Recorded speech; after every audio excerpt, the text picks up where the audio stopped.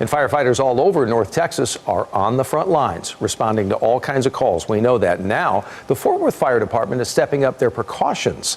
New tonight, Ken Molestina, live in Fort Worth to give us a better explanation. Ken?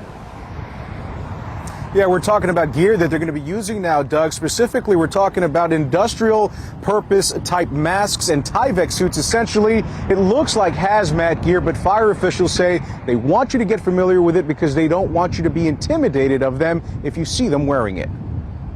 We're switching into an adapter with a cartridge that fits on our structural firefighting mask.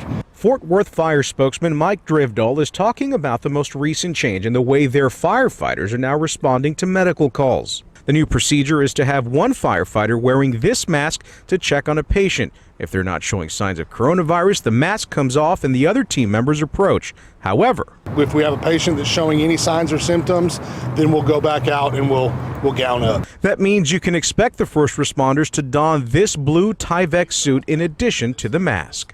This is not end of the world, crazy hazmat type equipment. This is equipment that we're using to keep you and our first responders safe. Most importantly, Drivdahl says you shouldn't fear those wanting to help you if you see them in odd-looking gear. It's not because we think you have something. It's not because we are scared of treating you.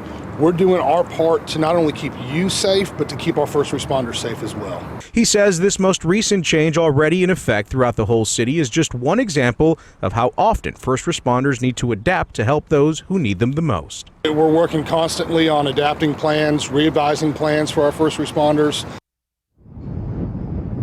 And those plans that continue to change as you just heard them. The bigger change that's happening here in the city of Fort Worth, 911 call takers, Doug, they are now screening people who are calling for help, and they're specifically asking them about coronavirus related symptoms. They're trying to get that information, get it over to the first responders that are rushing over to help them, and sort of get all that information and all those details to them so that they know what they're walking into when they do arrive there at the place where they're needed, Doug.